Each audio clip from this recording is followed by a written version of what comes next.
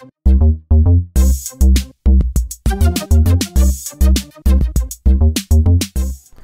hi YouTube, Mr. Userboss here, and in this video we're going to be taking a look at all the PlayStation Vita games that I own. So this video was requested by Adam Wilson, so thanks to you for that. So first up is Rayman Legends. Now this is a really beautiful game, it runs really nicely on the Vita, and it's one of my favourite platformers of all time. I think the Vita is probably one of the best platforms to own the game on, and it's pretty much inferior in no way to the console versions, which can't be said about a lot of PS Vita ports.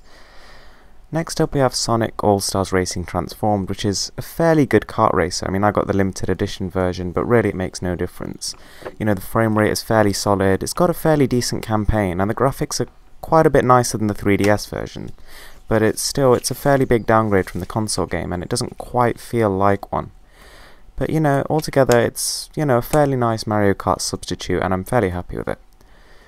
Then we have Everybody's Golf. So this game I bought right at launch, and to be honest, it's a pretty decent golf game. It's not got huge amounts of depth, but it's got online multiplayer and tournaments which keep you coming back for more.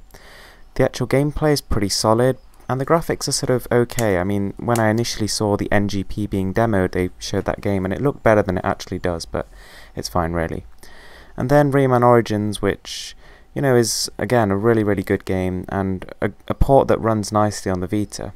But I mean, obviously I don't play it anymore, considering that Legends is a much better, vaster game which contains like half of Origins in it anyway. But nonetheless, this is a pretty good game, and if you can get it cheap, I'd definitely recommend it. It's worth buying. But Legends is just better in every way really. Now then we have Mortal Kombat, which is something I don't really like, and I don't know why I still have it. I mean, I guess I was just really wanting a fighting game, but when I first turned it on, I just, the graphics are horrible, the gameplay is stuttery, and I didn't enjoy the experience, to be honest. And it's very inferior to the other versions of the game.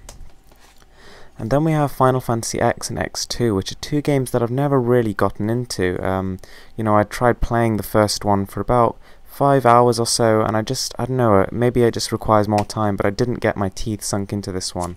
And I mean, if you guys, know anything about this game which might make me enjoy it more, I don't know, but it just didn't seem that great to me. So then we have all the digital titles. We'll start with Killzone Mercenary. I love this game. I mean, this game is one that you just keep coming back to. There's so much depth. There's trophies that are really difficult to get. The only thing is that it does take up a lot of storage, and there's updates which include patches and things, which is good, but it does mean that it's a very hefty game. Then we have Super Stardust Delta, which is actually really underrated. It provides quite a bit of arcadey sort of fun at a pretty low price tag, so it's a nice little mini game sort of to get. Then we have PlayStation All-Stars Battle Royale, which I again think is pretty underrated. I mean, a lot of people said that it sort of copied Super Smash Bros. But just wasn't as good. I disagree. I mean, yeah, clearly it is inspired by that game, but in some ways it's better, and it doesn't just copy that game.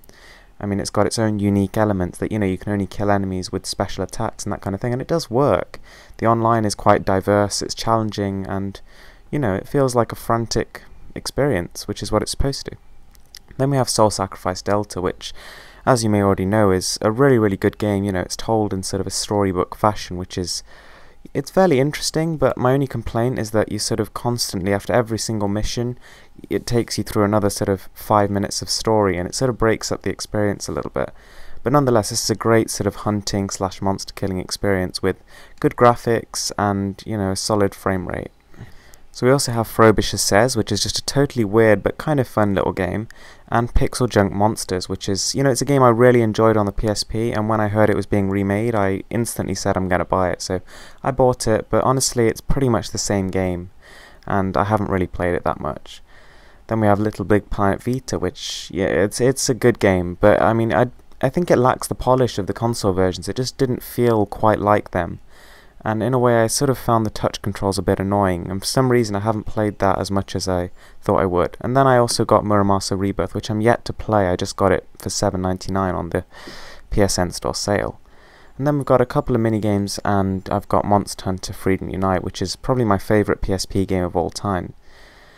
So I mean, we'll take a quick look at the trophies that I have, because there's a couple of games that I sort of have played and don't have anymore, and that kind of thing. So I mean, I'm not much of a trophy guy. I like the idea of them, and sometimes I sort of make myself collect them just so it makes me go back and enjoy games.